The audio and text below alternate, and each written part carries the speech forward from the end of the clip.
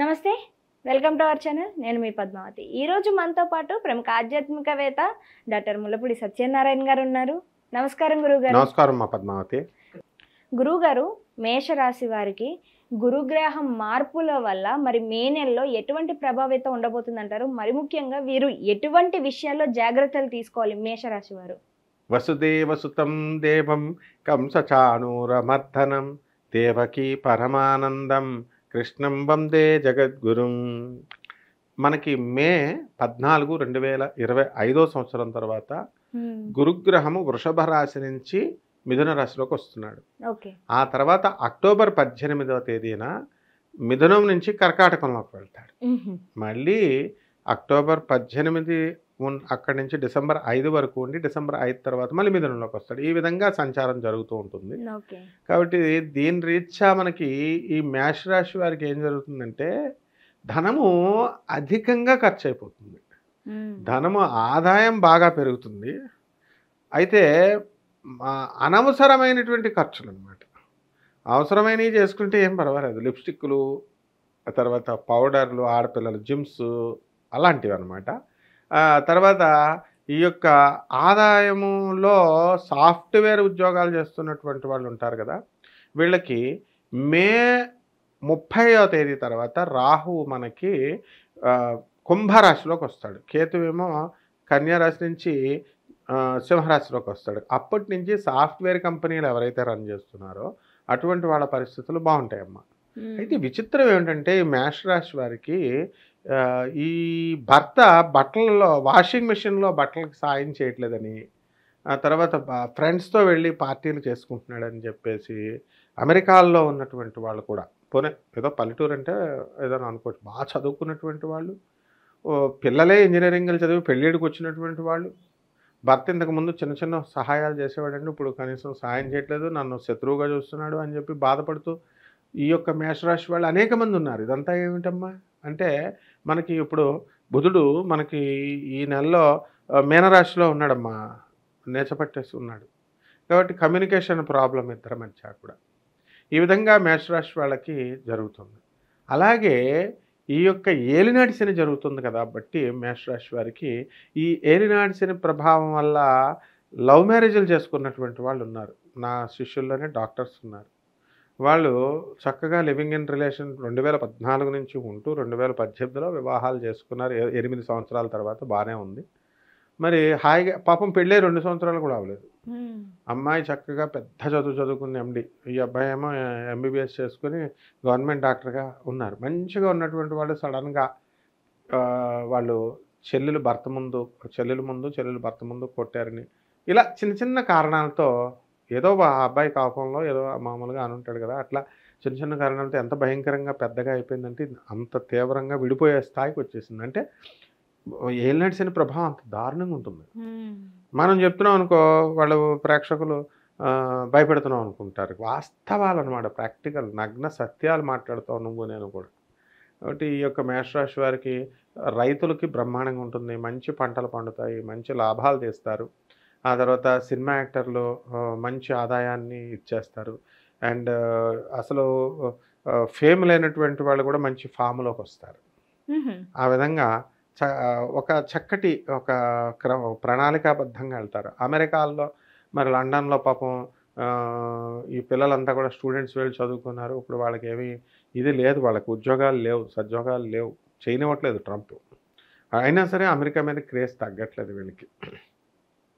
ఆ విధంగా ఈ యొక్క వలస ఆగిపోతుందా ఈ యొక్క మేషరాశి వారికి అంటే, మేషరాశి వాళ్ళు వలస ఆగలేదు, వాళ్ళు వెళుతున్నారు ఫారెన్. ప్రైవేట్ ఉద్యోగాలు చేస్తున్నటువంటి వాళ్ళు కూడా ఉద్యోగాలకి వెళ్తున్నారమ్మా. అలాగే ఈ ఏలినాటి శని ప్రభావంలో కేతు పంచమ స్థితికి వచ్చాడు కాబట్టి పిల్లల నుంచి చాలా విపరీతమైనటువంటి మనస్తాపం ఉంటుంది. అండ్ ఇప్పుడు దొంగపీఠాలు, దొంగ ఆశ్రమాలు ఇవన్నీ ఎక్కువైపోతాయి. మేమే దేవుళ్ళు అంటూ బయలుదేరిపోతారు. మేమే కల్కి అవతారం, మేమే దత్తాత్రేయుల అవతారాలు, మేమే కాలజ్ఞానం, ఇలా అనమాట. సో ఈ యొక్క కన్ఫ్యూజన్ ఎక్కువైపోతూ ఉంటుంది. అండ్ డాక్టర్లు కూడా మంచి ఆపరేషన్లు, అనవసరమైనటువంటి ఆపరేషన్లు, హాస్పిటల్స్ పెద్ద పెద్ద టార్గెట్స్ పెట్టేసి వీళ్ళ మనశ్శాంతి లేకుండా వీళ్ళేమో పేషెంట్స్కి అన్ని రకాల టెస్టులు రాసేసి అంతా దొంగలాగా అయిపోద్ది అనమాట మేషరాశి ఏలినట్సిన సమయంలో.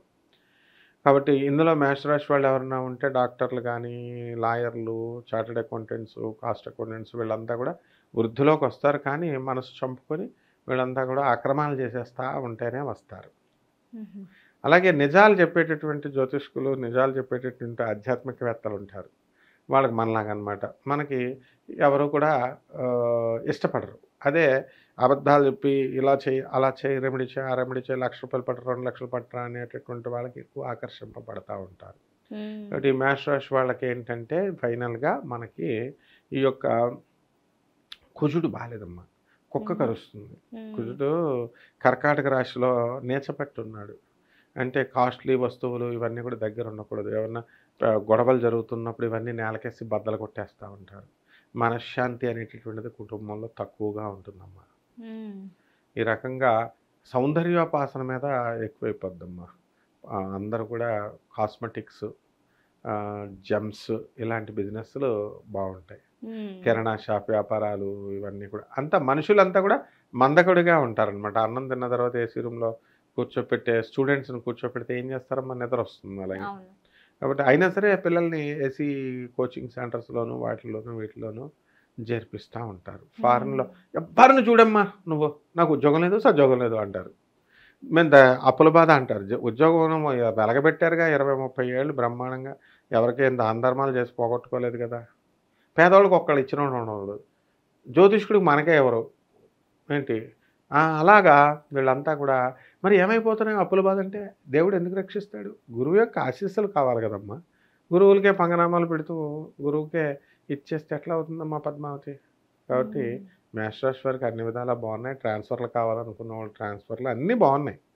కాబట్టి దేవుడు ప్రసాదం ఎంత పెట్టాలమ్మా? మనం కొంచెం పెట్టాలి. ఏమండి నాకు రాలేదండి, నాకు పూర్తిగా చెప్పలేదండి అని అంటే పూర్తిగా వ్యక్తిగత జాతకాలను బట్టి తెలుసుకోవాలమ్మా. అప్పుడు కంప్లీట్గా తెలుస్తుంది. వాళ్ళ జీవితం అంటే జ్యోతిషం అంటే ఏదో సరదాగా తీసుకోకూడదు. శాస్త్రాన్ని మంచి ఒక ప్రామాణికంగా తీసుకొని వాళ్ళు మంచిగా చక్కగా నేర్చుకొని వాళ్ళ జీవిత సత్యాలు తెలుసుకుంటే జీవితం బాగుపడుతుంది. మంచి వాళ్ళని ఆశ్రయించాలమ్మా. మంచి వాళ్ళని ఆశ్రయించకుండా దొంగ గొర్రెలు వశీకరణం చేస్తాం, ఈ మరుగుమందు పెడతామని వచ్చేటటువంటి వాళ్ళ ట్రాప్లోకి వెళ్తే ఒకడు 1,50,00,000 పోగొట్టుకున్నాడు. వాడి ఫ్రెండ్కి ఎవడో జయంత్ అనేటటువంటి ఫ్రెండ్తో ఫ్రెండ్షిప్ చేసుకున్నాడంట. చేసుకుంటే ఎందుకు పోయింది నాయన అంటే 1,50,00,000 ఇచ్చేసాడంట. దేనికోసం అంటే ఏదో యూరో కరెన్సీ అలాంటి ఏదో డబ్బులు వస్తాయి. ఇలాంటి దురాశలకు వెళ్ళొద్దని మనం చెప్తూ ఉంటాం. కొంతమంది ఎలాగా పోగొట్టుకున్న డబ్బులు మేము రప్పిస్తామని చెప్పేసి వీళ్ళు ఏవో చెప్తుంటారు. ఇవన్నీ మేషరాశి వాళ్ళు జాగ్రత్తగా ఉండాలి. అలాంటి ట్రాప్స్లోకి వెళ్ళడానికి అవకాశం ఉంది ఈ యొక్క గురుగ్రహ మార్పు వల్ల. గురువుగారు, మరి ఈ మేషరాశి వారికి కాస్త శని ప్రభావం కూడా ఎక్కువగానే ఉంది కాబట్టి మరి వీరు ఆహార విషయంలో, ఎందుకంటే అనారోగ్య సమస్యలు కూడా కాస్త మనం తీసుకునే ఆహారం మీద డిపెండ్ అయ్యే ఉంటుంది కాబట్టి ఆహార విషయంలో ఎటువంటి మార్పులు చేయడం బెటర్ అంటారు? ఇంకొంచెం బెటర్గా ఆహారంలో వీళ్ళు లిమిటెడ్ ఆహారం తినాలి. నూనె శనివారం నాడు నూనె వేసుకొని తినకూడదు. అండ్ బ్రాహ్మణులు ఏం చేస్తారంటే పప్పు నెయ్యి ప్రతి కూరలో. చూడు ఒక్కొక్క పంతులు గారిని చూడు నువ్వు మంచిగా, ఎందుకు పుష్టిగా లావుగా ఉంటారు గుళ్ళల్లో ఉన్నవాళ్ళు. ఎందువలన పప్పు తర్వాత ఈ యొక్క నెయ్యి అది తగ్గించాలి ఫ్యాట్. ఎందువల్లంటే లిమిటెడ్ ఆహారం. ఏలినాటి శని ప్రభావంలో ఎలా ఉండాలంటే మనం తోటకూర శనివారం నాడు తినొద్దని చెప్తారు వీళ్ళు. తోటకూర ఐరన్ సప్లిమెంట్స్ ఉన్నటువంటి పదార్థాలని మనం పోనీ తినకుండా ఆ శనివారం మానేసి మిగతా రోజులు కొంచెం కొంచెం వేసుకోవాలి. ఆకుకూరలు బాగా తినాలి. అండ్ ఎప్పుడు కూడా అజాడ్యం రావాలి. జాడ్యంతో నిద్రపడుతూ ఉంటుంది. ఏలినాటి శనిలో ఏంటమ్మా అపనిందలు, అనారోగ్యం, టైంకి ఫుడ్ తినాలి. ఇలాంటి జాగ్రత్తలు తీసుకోవాలి. అండ్ ప్రెగ్నెంట్ లేడీసు, ముసలివాళ్ళు, వీళ్ళు 85 ఇయర్స్ అయినటువంటి వాళ్ళు, వాళ్ళకు పాపం యూరినేషన్ కంట్రోల్ చేసుకోలేరు.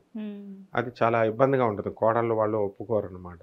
సో తిట్టుకుంటూ ఉంటారు. అందువలన లిమిటెడ్ ఫుడ్ తిని లిమిటెడ్ వాటర్ ఇవన్నీ చేసుకుంటే బాగానే ఉంటుంది. ఏలినాటి శని సమయం. నూనె వస్తువులు తగ్గించాలా, వాటర్ ఎక్కువ తీసుకోవచ్చు. డిహైడ్రేట్ ఆయిల్ కి దూరంగా ఉండమంటారు వీళ్ళందరినీ కూడా. ఓకే గురుగారు, అయితే ప్రస్తుతం వీరికి చూసుకుంటే గనక కాస్త మిశ్రమ ఫలితాలే కనిపిస్తున్నాయి కాబట్టి వీరు ఏ దేవాలయాన్ని సందర్శించడం, ఈ మే నెలలోని కాస్త సెలవుల్లోనే ఉంటారు కాబట్టి వీరందరూ కూడా ఏ దేవాలయాలకు వెళ్ళడం వల్ల ప్రస్తుతం ఉన్న సమస్యల నుంచి కాస్త బయటపడడంతో పాటుగా ఆర్థికంగాను, ఆనందంగాను, ఆరోగ్యంగాను వీరు ఉండగలడానికి అవకాశం ఎక్కువ దొరుకుతుంది అంటారు? ఎవరు ఉండరు, అందరూ ఆలయాల్లోనే ఉంటారు. ఈ మే నెల అంతా కూడా మొత్తం అన్ని దేవాలయాలు కవర్ చేసేస్తారమ్మా.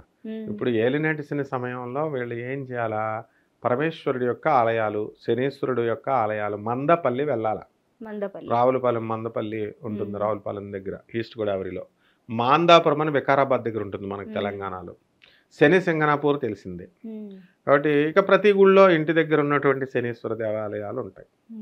వాళ్ళ దేవాలయాలకు వెళ్ళాలనుకుంటే అక్కడికి వెళ్ళి శనీశ్వరుడికి అభిషేకాలు చేయించుకోవచ్చు.